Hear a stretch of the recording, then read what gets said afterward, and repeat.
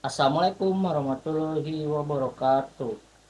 Selamat pagi para hadirin sekalian, Bapak dan Ibu yang telah hadir pada sesi pidato hari ini.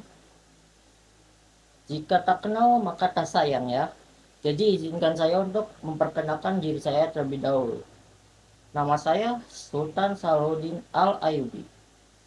Dan pada hari ini saya akan menyampaikan pidato yang berhubungan dengan pendidikan di Indonesia saat ini. Apalagi sekarang kan Indonesia sudah sangat maju dalam segi hal teknologi dan segala hal sekarang sudah dalam berbentuk digital ya. Nah, jadi tanpa perlu banyak berbicara lagi, alangkah baiknya kita mulai pidato hari ini. Jadi izinkan saya untuk memulai sesi berpidato pada hari ini. Pendidikan. Seperti yang kita ketahui, pendidikan adalah salah satu hal yang sangat krusial bagi seluruh orang, baik dari kalangan tua maupun kalangan muda ya. Nah, kenapa? Karena memang pendidikan itu mahal, atau lebih tepatnya ilmu ya. Ilmu itu sangatlah mahal. Ilmu itu tidak mudah didapatkan ya, karena walaupun memang kita sudah masuk ke zaman digitalisasi, di mana zaman ini kita ini bisa mengakses informasi dengan mudah, tapi ada beberapa hal yang tidak bisa kita akses di internet ya, dimana kadang beberapa hal yang tidak bisa kita akses itu memerlukan kita untuk membayar. Karena itulah saya sebut ilmu itu mahal. Kita perlu membayar untuk mendapatkan ilmu tersebut, dimana menurut saya masuk akal. Kenapa? Contohin aja dari sekolah-sekolah biasa ya, atau lebih tepatnya saya sebut sekolah swasta dan kuliah. Di mana sekolah swasta ini, kita ini kan perlu membayar per semester atau per bulan untuk edukasi yang kita dapatkan. Di mana tentunya edukasi yang kita dapatkan itu bakal menguntungkan mereka juga, bukan kita juga, untuk mendapatkan ilmu. Dan untuk kuliah sendiri kan kita perlu bayar UKT, di mana harganya itu bisa dibilang hebat ya, bukan hebat dalam artian yang terlalu bagus, tapi jelas harganya itu tinggi. Tapi itu juga tergantung ya, karena memang ada beberapa UKT yang memang harganya itu tinggi sekali, tapi ada juga yang harganya itu rendah, di mana saya sebut rendah ini mungkin masih dalam hitungan jutaan sih ya, jutaan rupiah, tapi itu masih termasuk rendah. Nah, selain itu, ilmu juga bisa saya sebut sebagai sebuah senjata, atau lebih tepatnya senjata yang tidak berwujud. Karena apa? Karena ilmu ini adalah suatu hal yang sangat krusial seperti yang saya sebut sebelumnya, di mana ilmu ini mahal. Ilmu itu bisa kita gunakan sebagai senjata untuk membantu kita berkembang. Apalagi sekarang di era digital ya, di mana semua hal ini berbasis teknologi. Semuanya kita untuk berjualan kita kan lewat Shopee kadang kan ya, atau lewat media sosial. Dan lalu untuk mencari informasi kita bisa lewat Google atau web lainnya ya. Sangat mudah sekarang kan ya. Tapi memang untuk mencari informasi di web itu memang ada beberapa yang masih tertutup aksesnya, di mana tertutup oleh dinding pembayaran atau paywall. Di mana paywall ini menahan kita untuk mendapatkan informasi tersebut, karena kita perlu membayar, baik membayarnya itu secara langsung seperti saat kita mencari sebuah buku secara online, kita perlu membelinya buku tersebut lebih dahulu dalam bentuk digitalnya, atau kita perlu membuat sebuah subscription, di mana subscriptionnya akan bertahan sama 1 bulan atau tergantung subscription yang ada di web tersebut. Dan tentunya subscription tersebut mahal sekali ya, nggak murah, karena bisa sampai ratusan ribu, dan menurut saya sendiri itu untuk ratusan ribu agak sedikit berlebihan sih ya. Nah, dan lalu saya lanjut lagi dalam teknologi dan digitalisasi ini ya. Indonesia kan sudah memiliki banyak sumber daya alam dan sumber daya manusia atau SDM yang berlimpah. Tapi aneh loh, kok bisa ya kita ini yang sudah memiliki banyaknya sumber daya alam dan sumber daya manusia dan teknologi dan internet Indonesia ini sudah bilang maju, malah terbilang lumayan maju ya. Tapi kenapa kita ini dalam pendidikan masih lemah? Bahkan menurut penelitian yang pernah saya lakukan itu, Indonesia itu per tahun 2023, lebih tepatnya pada tanggal 5 Desember 2023, berada di peringkat ke-68 dari juara dosen negara dalam segi pendidikan, dimana memang terlihat hebat sih ya, dalam peringkat itu sudah di atas 100, tapi masih bilang agak ke bawah sih ya kalau dibanding dengan yang lain. Memang sudah bagus, tapi menurut saya masih bisa ditingkatkan lagi. Nah, gimana cara peningkatannya? Tentunya dengan manfaatkan teknologi, apalagi ya, apalagi sekarang sudah digital segalanya. Segalanya digital, mau berjualan ataupun mencari nafkah, ya sama aja ya. Dimana teknologi ini sangat membantu kita. Tapi kenapa kita yang punya SDM begitu banyak, kita belum bisa memanfaatkan teknologi dengan baik kah? Sampai pendidikan kita ini lumayan rendah. Mungkin enggak juga sih ya. Lalu kenapa? Apakah karena kita ini masih belum paham tentang teknologi? Enggak, itu nggak mungkin. Karena sekarang itu banyak sekali kerja yang sebagai graphic designer atau kerja sebagai e-commerce ya, dimana teknologi itu sangat menguntungkan bagi mereka. Kalau begitu bagaimana dalam segi murid sendiri ya, baik itu murid yang sudah mahasiswa atau murid yang masih sekolah di jenjang SMA, SMP ataupun SD. Kan sekarang ada banyak sekali itu web di Google atau dimanapun itu, dimana web tersebut adalah web AI. Dimana web AI ini banyak sekali jenisnya, dari web AI gambar, AI tulisan, AI buat nanya-nanya, dan AI lainnya. Itu banyak banget sekarang karena sudah semaju itu loh teknologi.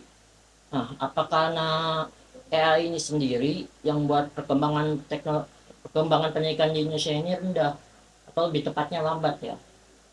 Sebenarnya dibilang itu juga enggak, karena memang membantu juga AI. Tapi menurut saya sendiri memang kadang AI itu agak sedikit bermasalah ya, ada sedikit kontradiktif. Karena menggunakan AI itu sama saja kita itu tidak mendapatkan apapun. Kita tidak mendapatkan ilmu, kita tidak mendapatkan skill apapun. Dan AI itu bisa dengan mudah kita deteksi. Nah, lalu gimana caranya nih? Salah satunya mungkin daripada kita menggunakan teknologi AI, kita mungkin perlu lebih mengganti cara pembelajarannya. Gimana cara pembelajarannya jelas sangat berpengaruh ya, sangat berpengaruh banget loh cara pembelajaran. Kenapa? Karena cara pembelajaran suatu tempat, suatu sekolah itu jelas berpengaruh bagi para muridnya.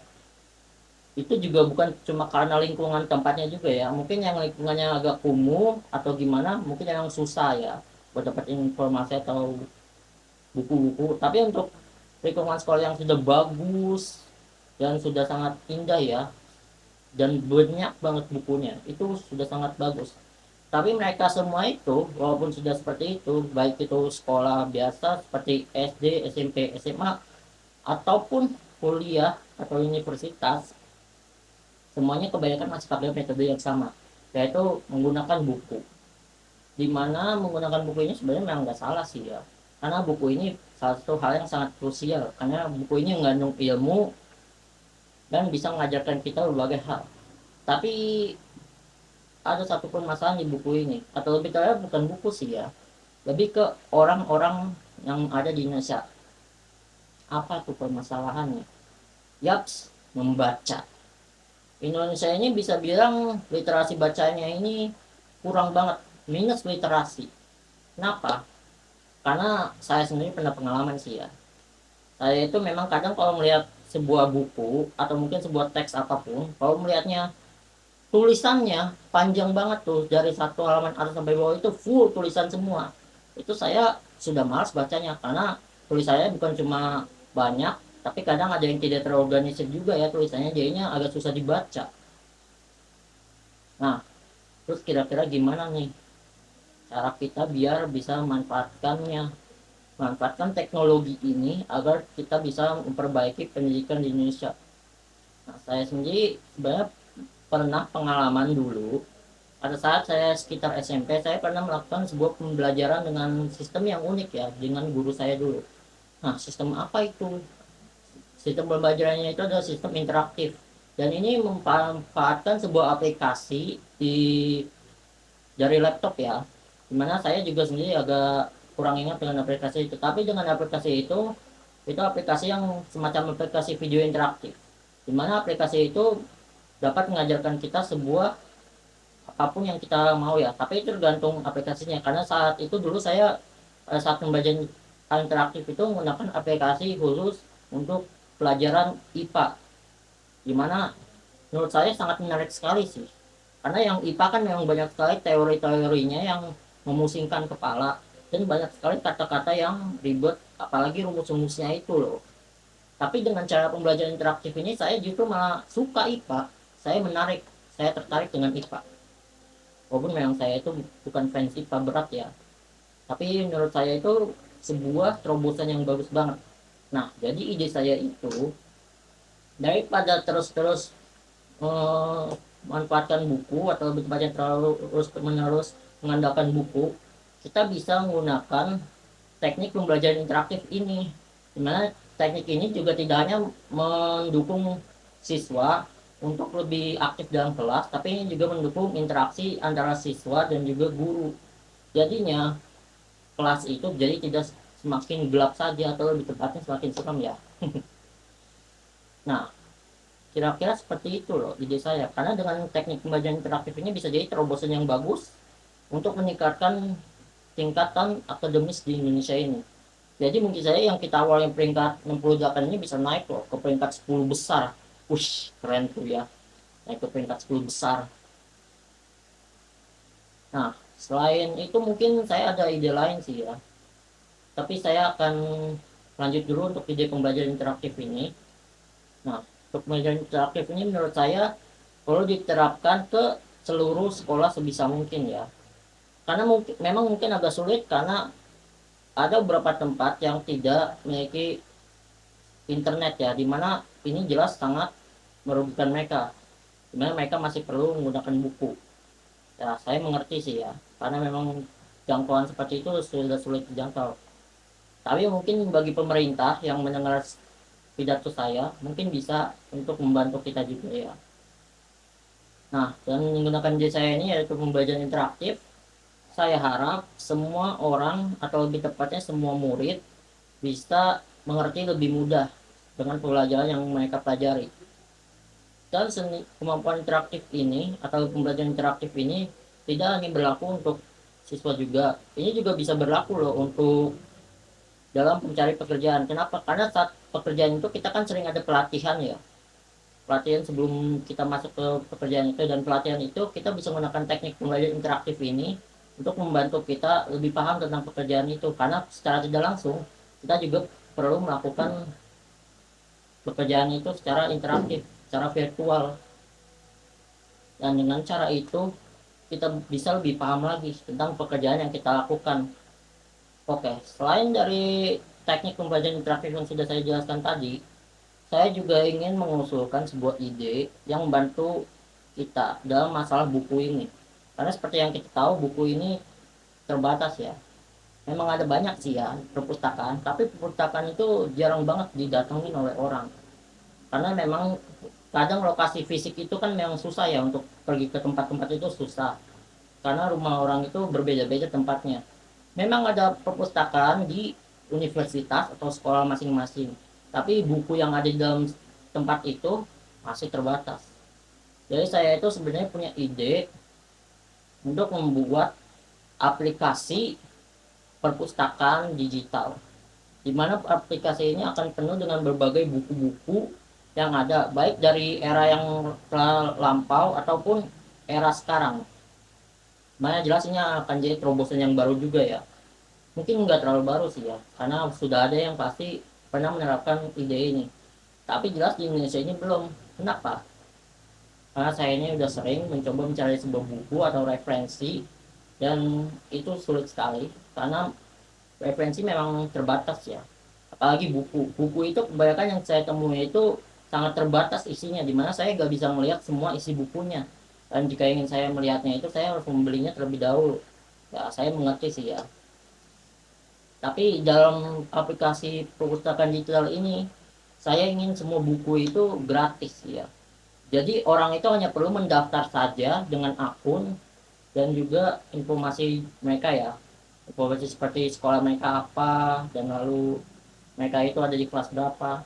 Nanti nanti perpustakaan ini bakal berguna banget, karena dengan cara ini kita ini nggak perlu capek-capek lagi tuh pakai tas terus bawa buku yang berat, bisa bertebal-tebal lapisannya. Dan juga dengan cara ini kan kita ini bisa menghemat begitu banyak bahan ya, sumber daya alam, apalagi pohon terutama, karena untuk membuat buku ini kan perlu kertas ya, dan kertas itu dari pohon. Nah, menurut saya itu kurang lebih itu loh ide saya menggunakan perpustakaan digital. Dan tentunya untuk perpustakaannya tidak hanya berlaku untuk para murid dan mahasiswa aja ya, orang luar pun, baik orang dewasa ataupun yang lainnya boleh menggunakannya, karena ilmu itu menurut saya harus dibagikan secara merata. Dengan begitu semua orang, dan semua orang maksud saya di Indonesia, bisa memanfaatkannya dengan baik. Dengan cara ini juga SDM kita ini bakal bisa dimanfaatkan dengan sebaik mungkin, dan dengan begitu Indonesia bakal lebih maju lagi dalam segi pendidikan. Baiklah, mungkin sekian sesi pidato saya hari ini. Apabila jika ada kesalahan kata, mohon maafkan, karena saya juga manusia ya, penuh kesalahan. Saya berharap pidato ini bisa terdengar di telinga kalian semua dan bisa dipahami juga. Saya ingin juga pidato yang saya sampaikan saya ini bisa diimplementasikan lebih cepat mungkin ya. Karena ini jelas sangat membantu banget bagi kita untuk meningkatkan pendidikan kita. Sekian dari saya, terima kasih. Wassalamualaikum warahmatullahi wabarakatuh.